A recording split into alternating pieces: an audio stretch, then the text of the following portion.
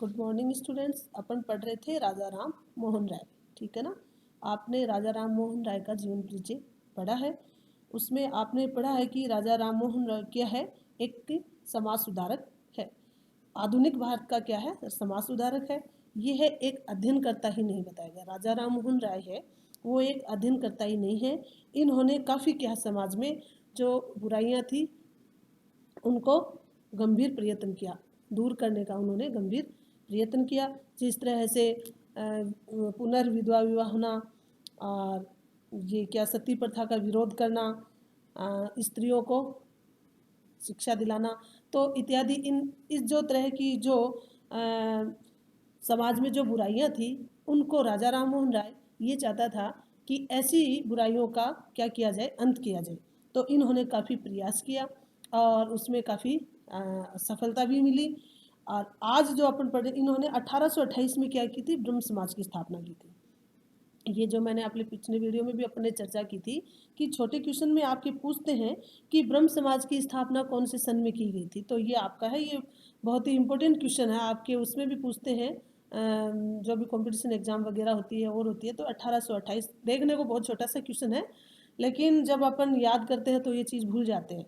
तो 1828 ईस्वी में क्या की थी, राजा राम मोहन राय ने ब्रह्म समाज की स्थापना की थी। काफ़ी बुराइयों का उन्होंने अंत किया और गंभीर प्रयत्न करते हुए समाज को आगे लाने की प्रयास किया। आज जो पढ़ रहे हैं अपन, पढ़ रहे हैं राजनीतिक विचार। राजनीतिक विचार क्या थे, राजा राम मोहन राय के राजनीतिक विचार क्या था कि राजा राम मोहन राय क्या है, प्राकृतिक जो अधिकारों की पवित्रता थी का समर्थन किया था। वह जीवन में क्या है कि स्वतंत्रता और संपत्ति धारण करने के अधिकार की व्यक्ति प्राकृतिक अधिकारों के रूप में स्वीकार करते थे।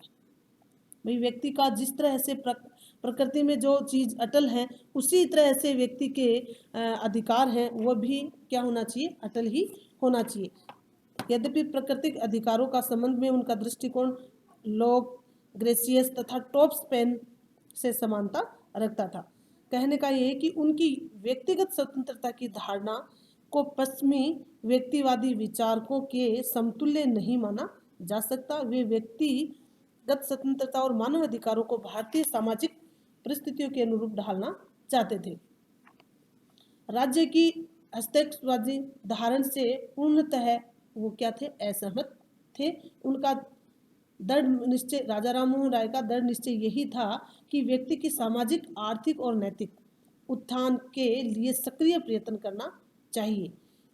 विशेषतः भारतीय सामाजिक व्यवस्था को व्याप्त कुरीतियों, अन्यायपर परंपराओं और अंधविश्वासों को देखते हुए उन्हें राज्य द्वारा समाज सुधार, शैक्षणिक उन्नति आदि के लिए विधि निर्माण पर बल दिया कि राज्य के अंदर यदि समाज में जो बुराइयां हैं उनका यदि अंत किया जाए, उसमें सुधार किया जाए, तो क्या है, व्यक्ति आगे अच्छी तरह से अपना जीवन यापन कर सकता है। इसलिए उन्होंने कहा कि राज्य को व्यक्ति के सामाजिक और आर्थिक और नैतिक इनका क्या है, सक्रिय प्रयत्न करते हुए अपने जीवन को आगे चलाएगा तो समाज में जो भी बुराइयां हैं वो क्या है, परंपराओं और अंधविश्वासों को देखते हुए उन्हें राज्य द्वारा समाज सुधार, शैक्षणिकता, उनकी योग्यता को पर क्या दिया गया है, बल दिया गया है कि परंपराओं पे जो चलता हुआ आ रहा है उसी के आधार पे नहीं, कुछ नया मोड़, कुछ जीवन में इस तरह की जो होती हैं जो अब कहने का तात्पर्य है कि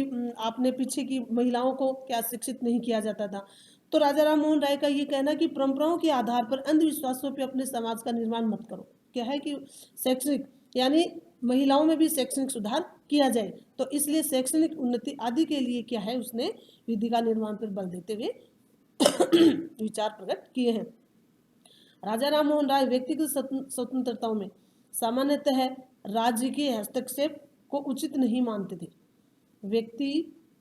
यद्यपि व्यक्ति के अधिकार को समाज सापेक्ष मानकर राज्य को व्यक्ति के अधिकार का सामाजिक उद्देश्य से नियमन करने की शक्ति प्रदान करना चाहते थे कि जिस तरह से फ्रांस की राज्य क्रांति के आदर्श से अत्यधिक प्रभावित थे कि व्यक्ति के अधिकार के संदर्भ में उनके विचारों का मर्म फ्रांस की राज्य की क्रांति के प्रेरक सूत्र स्वतंत्रता, क्षमता, भातृत्व में लाभान्वित व्यक्त होता है।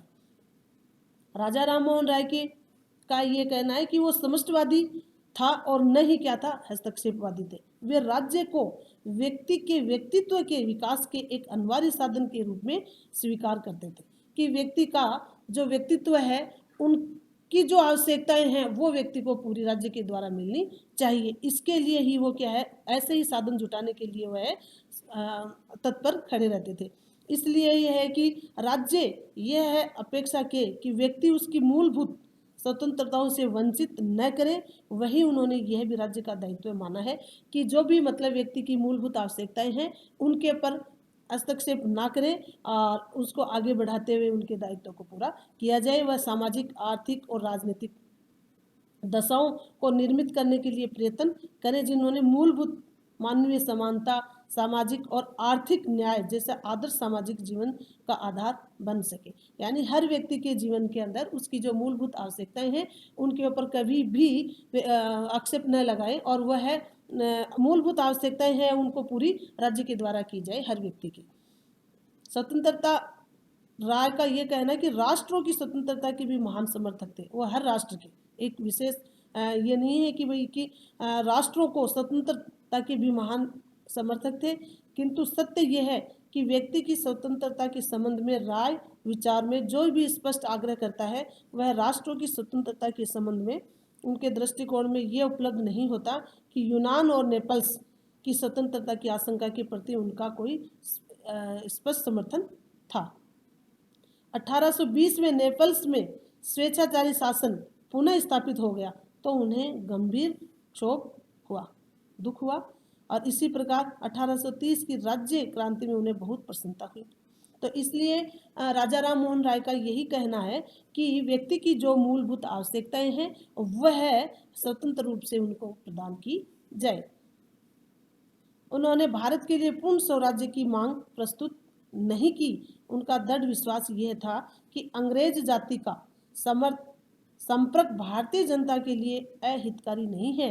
राजनीतिक स्वतंत्रता, लोकतंत्र और न्याय के प्रति अंग्रेजों की निष्ठा में उनका गहरा विश्वास भी बना हुआ था कि संस्कृति और चरित्र में अपने घनिष्ठ पश्चिमी के आधार पर उन्होंने यह निष्कर्ष निकाला कि अंग्रेज अधिक बुद्धिमान तथा आचरण में दृढ़ एवं संयत हैं। यह है कि अंग्रेज के विदेशी शासक होते हुए भी ब्रिटिश सत्ता के अंतर्गत देशवासियों का उद्धार अधिक तीव्र गति और सुनिश्चित दिशा में होगा।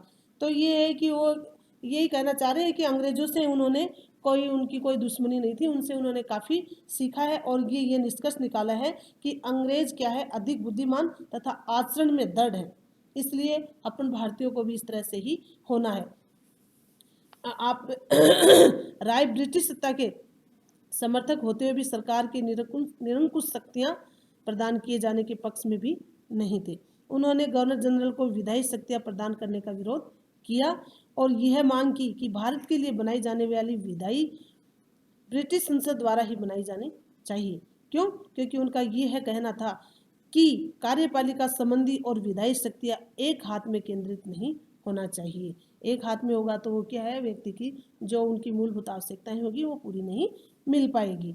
तो इस तरह से जो उनका राजा राम मोहन राय का उस व्यक्तिगत और राष्ट्र की जो स्वतंत्रता थी वह यही थी कि वह हर राष्ट्र को स्वतंत्र रूप से अपनी मूलभूत आवश्यकताएं पूरी करवाई जाए।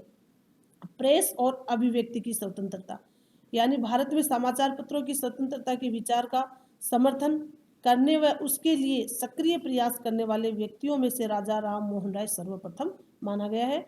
1823 में राजा राम मोहन राय ने द्वारकानाथ ठाकुर हरचंद घोष, गौरीशंकर बनर्जी, प्रसन्न कुमार टैगोर तथा चंद्र कुमार टैगोर के साथ मिलकर प्रेस की स्वतंत्रता के लिए सर्वोच्च न्यायालय को एक याचिका भेजी। यह याचिका अस्वीकृत हो गई तथा इसके विरुद्ध ब्रिटिश सम्राट के समक्ष अपील की गई। उन्होंने सम्राट से यह आग्रह किया कि वे प्रेस की स्वतंत्रता से इस कारण आशंकित न हो कि इसमें भारत में ब्रिटिश शासन के प्रति विरोध का भाव विकसित होने में सहायता मिलेगी। तो इसीलिए यही डर था उनको, इसलिए ब्रिटिश शासन नहीं चाहते थे कि इस तरह की व्यवस्थाएं उनको हो। उनको ये डर था कि फिर ये एक दूसरे को इनकी जो भी है वो बातें समझ में आ जाएंगी। उनका यह कहना था कि प्रेस की स्वतंत्रता ने विश्व के किसी भी भाग में क्रांति को कभी जन्म नहीं दिया। क्रांतियां वही हुई हैं जहां निरंकुश शासन ने जनता को अज्ञान के अंधकार में रखा है। कहने का यही है तात्पर्य कि प्रेस की यदि स्वतंत्रता मिल भी जाएगी तो उससे कोई भी नुकसान नहीं होगा। ये जो नुकसान होता है ये क्या है कि जनता को शासन के विरुद्ध होने वाली जो शिकायत है उसी के कारण होता है। उनका यह भी कहना था कि प्रेस की स्वतंत्रता से जनता को शासन के विरुद्ध होने वाली शिकायतें को सर्वोच्च सरकार के सम्मुख प्रस्तुत करके उनका निराकरण किया जा सकेगा। यह कहना है कि प्रेस जनता के असंतोष की समाप्ति तथा इस प्रकार शासन के समर्थन का आधार बन जाएगी। इसके विपरीत व्यक्त नहीं हो सकेगा तथा शासन के विरुद्ध जनता में असंतोष पनपता रहेगा और ये असंतोष अंततः क्रांति में परिणत हो सकता है। यानी कहने का है कि यदि स्वतंत्र इनके प्रेस की और ये स्वतंत्रता मिल जाएगी तो इस तरह का जो असंतोष पनपेगा वह क्रांति के परिणत में हो जाएगा। और इस प्रकार ये मान्यता है कि स्वतंत्रता प्रेस की जो स्वतंत्रता है नहीं बल्कि प्रेस की स्वतंत्रता पर लगाए हुए प्रतिबंध क्रांतियों का मार्ग प्रशस्त करते हैं।